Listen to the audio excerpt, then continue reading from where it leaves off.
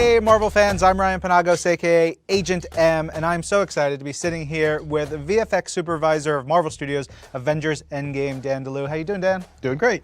So there's so much to talk about in this film. You worked 3 years on it.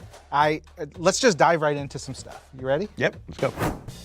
First thing I want to dig into, Dan, is Cap versus Cap. I don't believe you guys have the technology to clone Chris Evans yet. Not yet. But how do we bring this battle to life? How do you have two Captain Americas fighting so intensely?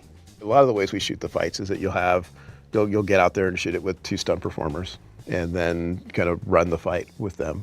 And then you'll bring Chris Evans in and you'll shoot his side of the fight. But in this case, he shot both sides. And so same thing, we shot it with 2 stunt doubles. And then Chris would come in and play his side and play the important side.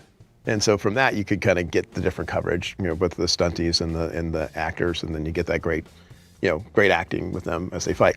Originally we shot it without the cowl, without the helmet of the old suit. But then when we started testing the movie, people were losing track of which Cap was which. So, because we had the cut on his face that he would have gotten in the Battle of New York, but people weren't following that. So we ended up actually having to put a CG helmet onto Avengers Cap.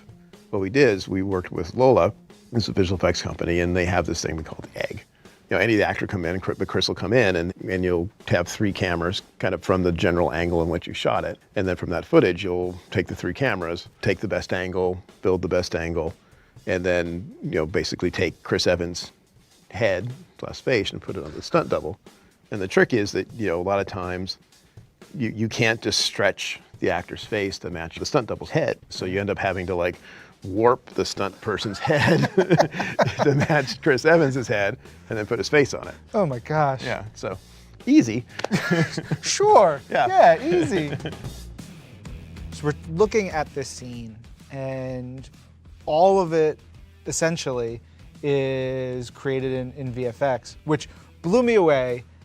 Because when I watched it, I was like, oh, that's a really cool set. It looked so much of it seemed practical and seemed so real, to the point where there's all this glass and all this action that's going on. How much do you have to do to bridge all those gaps, and especially the glass and those little particles seem wildly intricate and difficult? We knew when we shot it was going to be glass. All the artwork that everyone was attracted to was kind of this big open space glass skyscraper for portraying the insides of Stark Tower. And it's something that we couldn't find practically, and we couldn't necessarily build. So basically everything you see, we basically modeled inside of Stark Tower.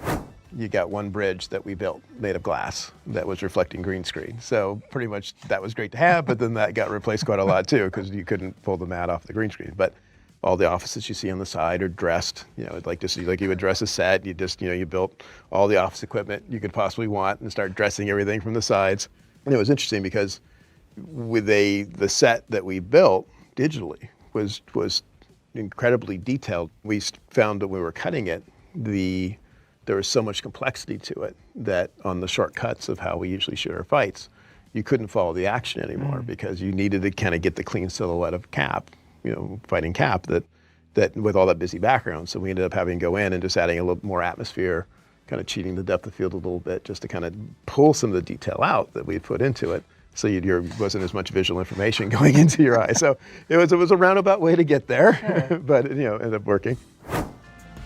In Stark Tower, so much of it is VFX, but there's also a practical set of stairs that was actually built. How do you and the VFX team, work with the practical side of things to make sure that all comes together? Well, those things I like shooting as much practically as we can, and so we have this relationship with the stunt team, and Cap falling and smacking things seems to be one of their favorite things. You let the stunties do their craft and keep them safe, pan out whatever pads they need, and then but let them do their wire work, and you get that you kind of get just to that edge of something it feels like it's really going to hurt, but Cap can survive it. And so when you look at the scene, you've got the bridge, stunties fall off the bridge, then you cut wide, you go to CG digi doubles of Cap, and then the shot's looking down when they're bashing between the 2 stairs, and you're back to stunties again, and then you're painting out the wires, and so you let them do it, and then that's what makes it look real, makes it feel like it hurts. It definitely looks like it hurts. Yeah, it's kind of a love letter to the fans, but it's kind of a love letter for us too, just because we had worked on so many films, and especially with Cap, so that, kind of, when you go into it, it's like, okay, what has to happen? And it's like, well, you have to have the shield throw. You got to get a shield throw in there somehow. It's a lot of the love of the characters. I felt there was also love for that American Tuchus that we saw. There is. Right at It's the the end there. Tuchus, yes. Dan, thanks so much for sharing so much about Marvel Studios' Avengers Endgame. You guys, make sure you pick up the film now.